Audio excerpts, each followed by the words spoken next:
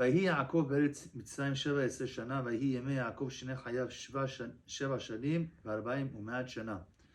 Jacob lived in the land of Mitzrayim for 17 years, and the days of his life were 147 years.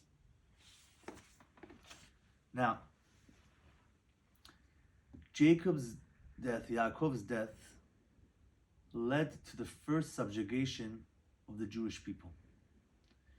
When Yaakov met Paro, the king of Egypt, he blessed the Nile River, that it overflows, and that was Egypt's biggest source of economy, of food, water, everything was from the Nile. So he prematurely ended the 7 years curse of famine that was in Paro's dream that Yosef had interpreted at the time. Only 2 years had gone by, so 5 years of famine were supposed to be left, but it ended. Then Yaakov dies. When Yaakov dies, the Nile River again drops, and there is a famine in the land of Egypt. At that point, the Egyptians begin to blame the Jews for the famine, and the first subjugation of the Jews began, which is a spiritual subjugation where they were treated differently, but they were not physically in any way harmed. And the reason, one of the other reasons, is that when Yaakov died, the Torah learning and the keeping of commandments by the Jewish people was lessened. It was weakened already at that time. They were keeping less Torah and mitzvot, so the first subjugation began. Then you see in parashat Shemot, and Yosef died, and all his brothers of that generation. That is the second subjugation of the Jewish people, because there was an element of unity between the brothers. When they died, there is no unity there anymore, and therefore the subjugation began, where the Jews were stripped of their citizenship. They weren't treated as first-class citizens anymore. They were treated as second-class citizens. Then what happens is the third stage. When all of that generation died, when all the 70 people that entered Egypt, the 70 souls, the physical subjugation began. That's when we began to become slaves. Paro comes one day with a shovel. He stands in front of where he wanted to build. He's like, we need to build the cities. Come join me. As a leader, he took the shovel. He began working on the land. Everybody joined him, Jews, Egyptians, and they're working and working. And in the beginning, he paid everybody. Little by little, he closed the area off where they were working. He got all the Egyptians out of there. And only the Jews were working. They're working very hard. They're very patriotic. And then he said, you guys can't get out. You're mine now, and you're not leaving. And that's how slavery began for the Jewish people. They were able to go home and come back, and there were all these restrictions though. They were controlled. And Rabotai, this is what's happening today, in the 21st century. Let's go back. There has been a war in Israel with the Arab Gazans. They're not Palestinians, there's no such thing as Palestine. The whole world all of a sudden became racist. All of a sudden they hate the Jews.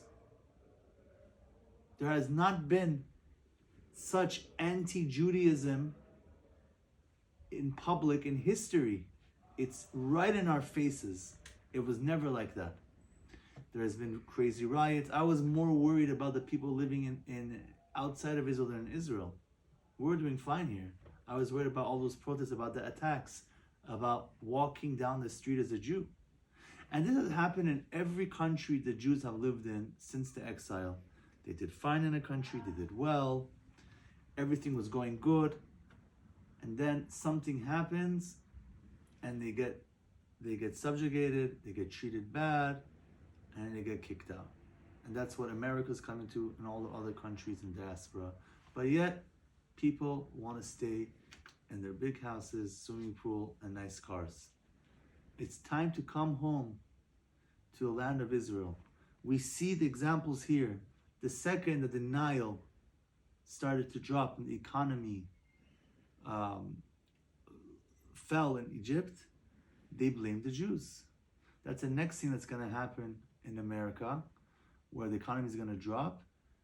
The Gentiles are going to be facing reality, and the anti-Semitism, anti-Jewish is going to just increase because they're going to blame the Jews for it. And it's already happening. The prices have gone up skyrocketed, and the hatred has increased. The next, and that is related to what we said, that the Torah observance has also dropped, just like today, not any different than what happened in the time when Yaakov died. Secondly, we mentioned Yosef and his brothers, that when they died, the second stage of subjugation began. And we have that also, that we don't have unity amongst the Jewish people. There's a lot of differences and racism between the Jewish people that needs to stop. Stop looking at the differences. The thing that the Jews had for themselves, which gave them a merit, was that they kept their name and their language. Their name, they kept Jewish names. But we're not even doing that. So many Jews are naming their children names that don't even have a meaning. Dylan, Tyler, all these stupid names that have no... The Hebrew language is a holy language. Every word that that comes from the language has a meaning. For example, Adam is from the word Adama. Adam means human, and Adama means land, because Adam Harishon, the first man created, aka Adam, came from the earth, from the Adama. He was called Adam. Kelev. Kelev means dog in Hebrew. A dog is like a lev. Kelev. Lev is heart. A dog gives you all of his heart when he sees you. All the words in the Hebrew language are holy and they have meaning, not like the other languages that they have no source and they're just sounds that were created and given meaning to later on. So people in the exile are giving their kids names that are not Jewish. They're afraid to be Jewish. They're afraid to go with a kippah. I met somebody who was telling me about this, that he escaped from Iran, and prior to that, while he was in Iran, he had to pretend to be a Muslim. He learned the Quran very well. He was leading Muslim prayers in Iran, and they thought he was Muslim. He escaped, came to America, became a successful businessman. I don't want to say which business, but he became a successful person and raised a Jewish family. But all his kids have non-Jewish names. And I asked him why. He said, I'm afraid if one day the Gentiles arise against us like they did in Iran, I don't want to be known as a Jew. They're not going to know I'm Jewish. My last name is like a regular last name. It's not a Jewish name. They won't be able to know who we are. So I told them, yeah, but the name that you give your children influences them. Even if they had a Hebrew name when they were born in their Brit Milah, the name that you call them on a day-to-day basis is going to affect them. And he's like, yeah, but I don't want them to know they're Jewish. I said, there's so many names that are in English that even the Gentiles use that are biblical names that you could have given your children. And I said, like, such as David, Michael, all of these are Jewish names.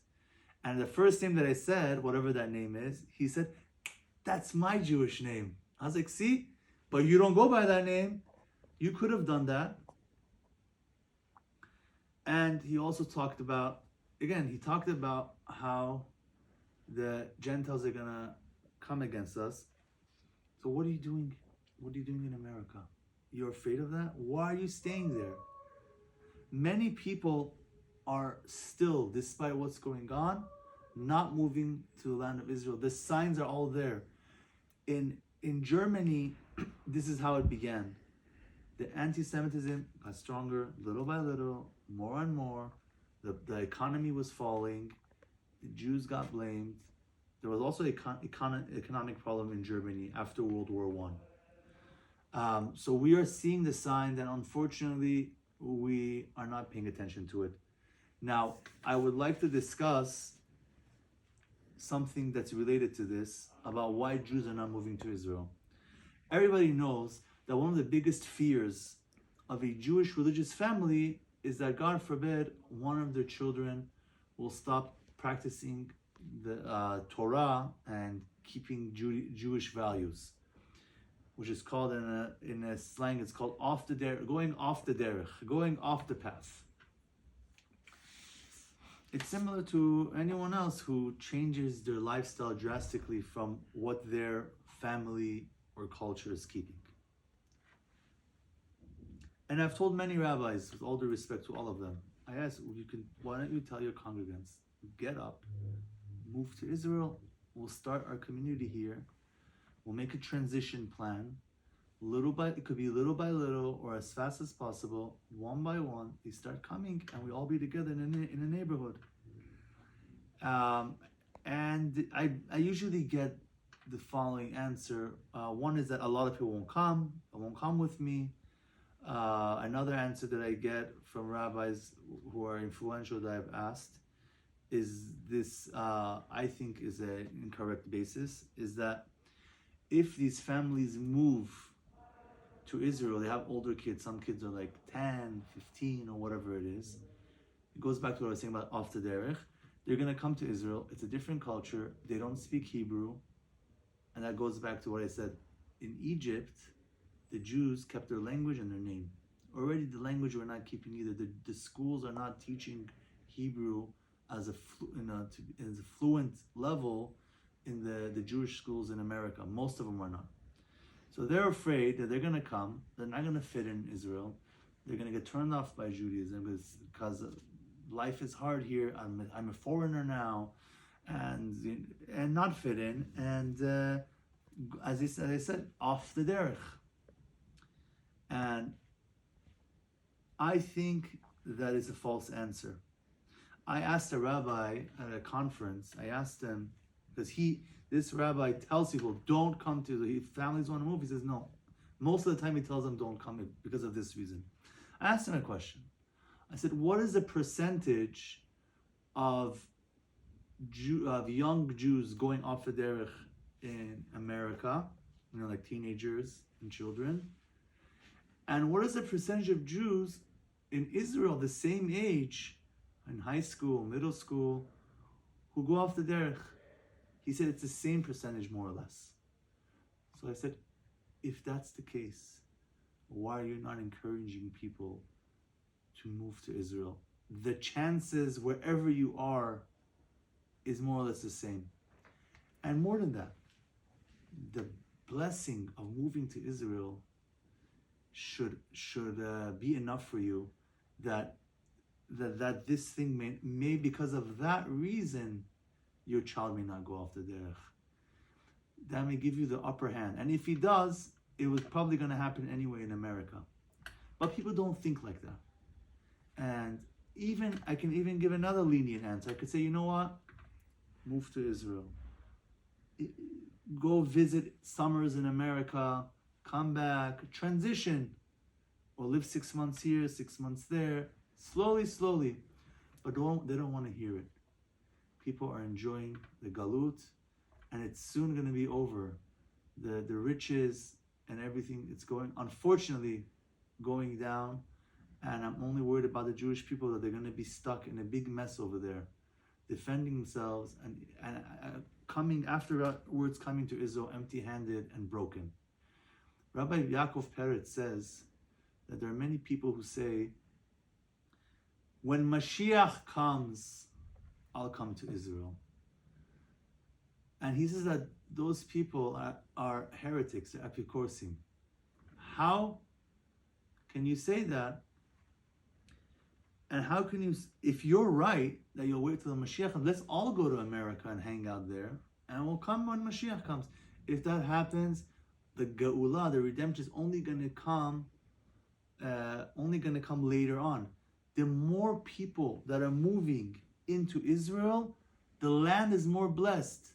As I said in previous class, that when the Jews came back to Israel, the land flourished, plants grew, and the other nations who lived there, the other nations who conquered Israel the past 2,000 years, it was desolate when they were in charge of the land. Only when the Jews came back, and I cited many verses that prove that. So, and also there are many mitzvot in the Torah that can only be kept if the majority of the Jewish nation is living in Israel. You guys are preventing that by not moving. And there are many ways, as I said, that you can do it in a transitional form. And those people who are exempt from coming to Israel, there are people who are exempt. I've said that in one of my earlier classes, Time to Come to Israel, Part 1. Those people are exempt, fine, but most people are not exempt. And are you even asking yourself, am I exempt?